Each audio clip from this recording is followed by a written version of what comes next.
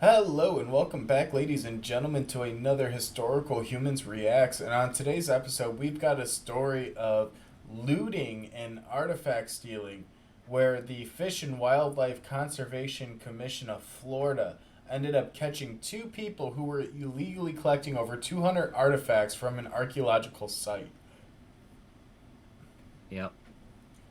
Now, what I find personally funny is these people, um, the well uh the archaeological site was in an FWC wildlife management area, which means that's an area that is heavily monitored, uh, in terms of the ecology and the local wildlife.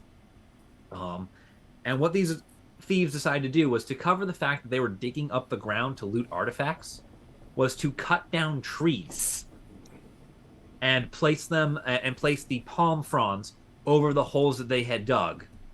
Uh, which, fun fact, cutting trees in a FWC wildlife management area also very illegal. So, some So the clarification authorities were there. on them quick. Some clarification there. Palm fronds are the leaves, they're not actual stems. They were just laying leaves over the top of the holes that they were digging, Yep. which But they arguably were, either makes it better or more yeah, comical, but it doesn't make it yeah. right. Yeah. It makes it worse because they committed another crime, which was chopping the branches off of these trees, which are protected in this area, to cover up their other crime of looting. You know, when you're committing a crime, the best thing to do is to not commit a second crime while committing first crime. Yeah, yeah. Well, and the Don't thing drive over the speed limit with a body in your trunk, ladies and gentlemen. Well, and the thing is, like, people don't realize or maybe don't understand that even if you come across, like, an arrowhead or something when you're hiking or walking on a trail, it is illegal and a felony for picking that up and taking it. It is considered looting. You are supposed to report any sort of archaeological find to the authority who manages the property. Whereas these people were actively going in and stealing and digging the stuff up. I mean, you look at the kit that they had, they came prepared. I mean, they had trowels, they had knee pads, they had gloves, prunes, little They razor had, they had snippers. yeah, they had the little hand axe, and I do love the little handgun as well. God You forbid never someone know when you're gonna sneaks up have to on shoot them. that vase. And Yeah, they were clearly there to do looting and brought a gun in case someone may have seen him.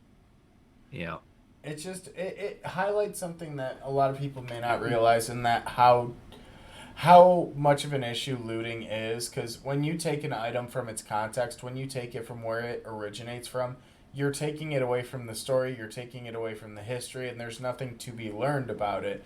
And that's what a lot of the history is and a lot of the stuff is, and especially because looted artifacts like this get sold in a gray market or even black market, and then they get circulated, and it could be years down the line when a poor family either doesn't know where something came from, or they could potentially get in trouble for it being looted if they're able to ascertain where it came from, which is a lot harder, to be fair. And I hear it all the time where it's like, well, it's just one artifact, it's just one arrowhead. What's it like? What's it can't be that important. It's like that literally could be an arrowhead that hasn't been spotted in that area like previously. It could be like an unknown type. You have no idea. You're just some person who may just have it as a hobby to like yeah. collect them. And honestly, archaeology is a lot like playing the game Battleship. You are forming a map of thousands of little hits, each of which requires that first hit to be there where it is supposed to be. And from there, you map patterns and trends and cultural areas because each little blip fills in the map. You take one blip off, then another, then another, then another, and suddenly the map doesn't look the way it should. And a lot of the sites that these people are looting tend to be pretty large sites and ones that are fairly important. I mean, they're not going to pull out the number of artifacts or items that they're hoping for if they're just surveying. No, they're going to places where they know stuff is, where they know they're going to be able to remove stuff. And the fact that they had over 200 artifacts tells me that they were doing this for quite a while, or had an area that was very dense in artifacts. And Yeah.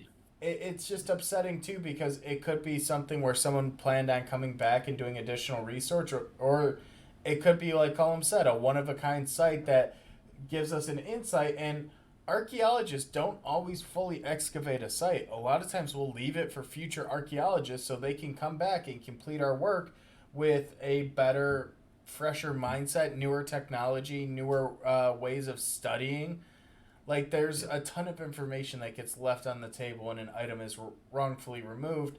Or even worse, it could go a whole layer even to the opposite end where you're looting graves. And if you're looting graves, then you start including NAGPRA as a law that's being broken, and it just gets it's awful. Yeah, it's You want to go to federal Uh, prison because you thought the arrowhead was kind of cool? Or you wanted to Yeah. make a few bucks as a side hustle by selling artifacts and history goods. There's And then you have to pay a 10K fine. yeah, yeah. Seize your car. It's all wonderful things that are all legally endowed there. But I think the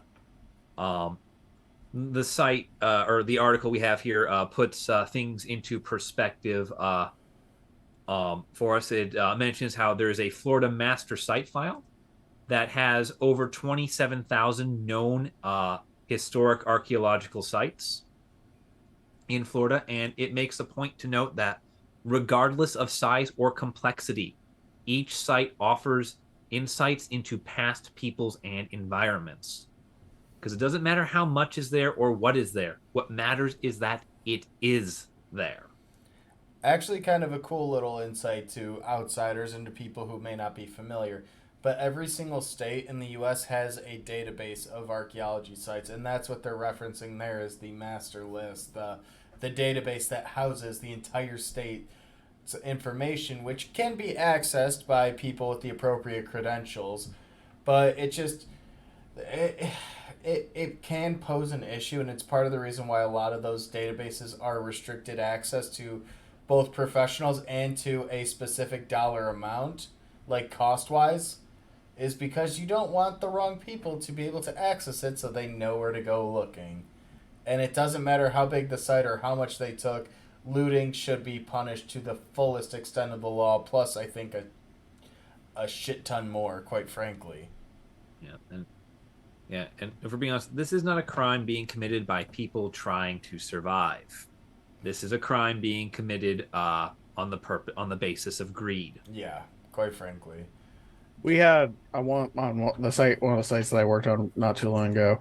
We had somebody over the weekend come loot because it's the same old story. They think the natives had a bunch of gold that they buried, and when locals catch wind of it, like catch wind of a site like that, they will come out there and try to like find something valuable to sell. Yeah, which is a Yeah. whole other fucking ballpark. Yeah. It's like what the Cherokee told the Europeans when they showed up. Our gold is our corn, sir. Please move on. You want something shiny, like kind of yellowish color? Well, we have this corn. It's corn! It's Big Yeah, Uncle Nubs!